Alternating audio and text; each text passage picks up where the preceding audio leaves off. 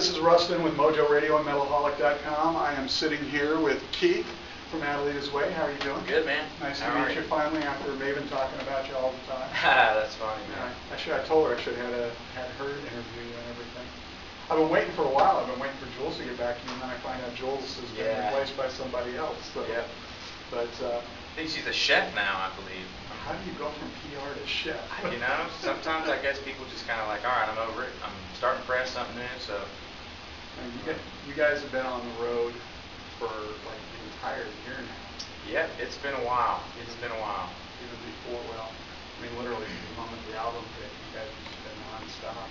Yeah, well, really, you know, a good 6 months before the album even came out, we were out there just kind of, you know, laying the groundwork a little bit, and just, you know, as a, you know, pretty much new, unheard of band, you got to just get out in front of people and get your name out there the best you can. So we were fortunate enough to get on some good tours there early on with 10 years. Those guys really kind of took us out, and they were the first band. They were like, all right, let's take these Adelitas Way boys out, and you know, it was fun. And I knew all those guys from Knoxville, and so it was definitely a perfect first tour for me. So I was just like, oh man, all my buddies are on tour now, so it's like, it's great.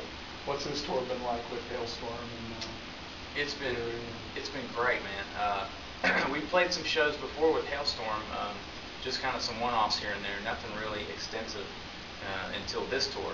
And you know, as soon as we met up with them, it was just like, you know, what's up? You know, they're really nice, really hospitable, and the Theory guys just could not be nicer and cool. You never know how, you know, bands are going to be. You know, you hear all kinds of different things about, you know, various bands from other bands, and you just never know until you meet them face to face and see how they really are, you know, legitimately.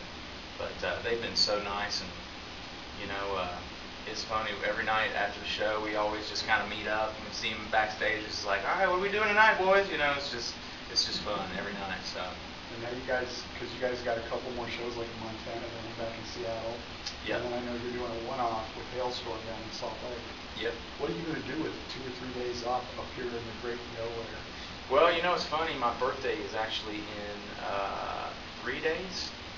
I'm having a big birthday, so I think there may be some birthday festivities planned somewhere along the lines. But I think Joe from Hailstorm, he's having a birthday too, so we might just combine and have just a big blowout party, so it should be fun. Tash will probably videotape all of it. Hopefully not all of it. So, you guys have been out for a long time. Give me a good road story. What's happened when you guys have been out? Gosh, a good road story. You know, people have asked us this before, and it's so hard to think of just one because there's so many. Like every day, there's some kind of road story. Last night, for example, our guitar player, our lead guitar player, Creighton, was leaving the venue, and him and a couple of the Hailstorm guys, they got stuck in the elevator. Yeah. So we're waiting in the van, and we're like, man, where's Creighton at? And you know, we wake up, and I like kind of wake up, and we're still there. I'm like, what? How come we haven't left? And there's like fire trucks, and like I'm like, what is going on here? And it's like, a bunch of guys are stuck in the elevator, and I'm just like, well, that wasn't me. Good night. No, it was crazy, but you know, I didn't even hear about it until this morning. But that's just one thing. Gosh, there's so many. I can't even think. Well, that was a nice segue, and not to court controversy there, but sure. I noticed Chris isn't on the site anymore. Creighton's now playing guitar. Yeah. Is he just filling in until you guys are done? You guys are going to find somebody permanent? I think right now Creighton is our guy. You know, you know, it's been good. It's been a good change. I think that you know, he fits in just fine with everybody. And but you know, you never know what's going to happen down the road. But so far so good. You know. We've just been pretty much just focusing on, you know, keeping the train rolling and just playing as many shows as we can, and you know, whoever wants to jump on board, they can. So it's been fun. And again, without courting controversy, what are you willing to share about Chris's exit from the band? Well, it's kept pretty quiet. Apparently, I didn't know till today. Yeah, so. Yeah. I think that you know, the thing with Chris is it just kind of wasn't working out. You know, he kind of had a different vision of what he wanted to do with him and his career, and I think that it didn't really fit in with our vision of what we wanted to do with the the band. So, you know, luckily things were able to, you know, split amicably. So, you know, that's pretty much it, man. You know, he's doing his thing, we're doing our thing, and best of luck to him, you know. So. When did the shift actually happen? When did? I'd say sometime between October and November. Wow, that's pretty impressive. You guys have kept it as low key as you have. Yeah. So, well, I won't dig any deeper there. You know how that stuff goes.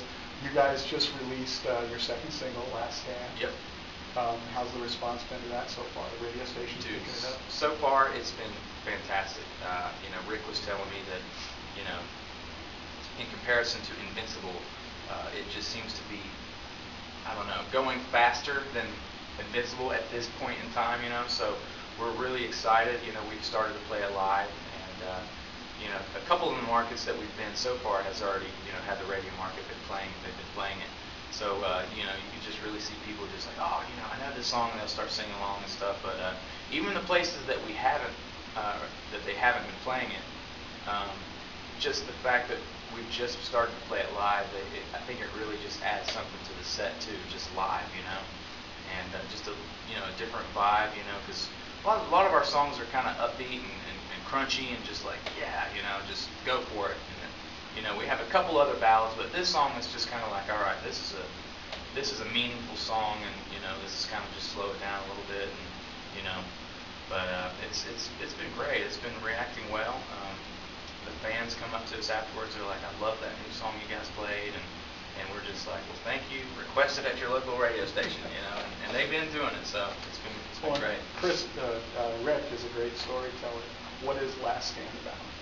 I think Last Stand is it's pretty much about the best thing you ever have in your life. Meaning, you know, you meet that someone that you don't know she's the best thing until it's gone. You know, it's kind of cliche, but it's true. You know, I don't know how many times I've had that situation where, you know, you're feeling great about someone, and for whatever reason you just kind of, you know, lackadaisical about it, and then you just kind of wake up one day and you're just like, what did I do? I was so stupid. And I think the song is pretty much a realization of that. You're just kind of like, man, I really screwed up, and you're everything I ever wanted, and you know, I'm willing to really make a last stand and really just kind of show you that, you know, I'm in it for the long haul, and so that's pretty much it, man. Give me one more chance. Yeah, absolutely.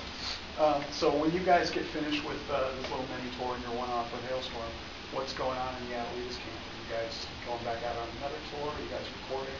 We are. Well, we're constantly writing all the time. You know, any little, you know, piece of downtime we have, you know, me and Rick and Trevor, and we just get together and just, you know, even late night, in the middle of the night in the van, you know, we all have our little leg recorders, you know, singing little melodies and stuff like that, you know, so we can, you know, when the time comes, we'll be ready to lay some stuff down. But other than that, other than the writing part, we have a tour book with 3 Days Grace after the Hailstorm thing, and we're so excited, man. It's going to be so cool. Like, I've loved that band for years, you know, since they came out, and it's just going to be crazy just to be on the same stage with them. And Chevelle's on that tour as well. Nice. We played some shows with them before last year, and they were great guys too. So we're looking forward to it, man. It's going to be fun.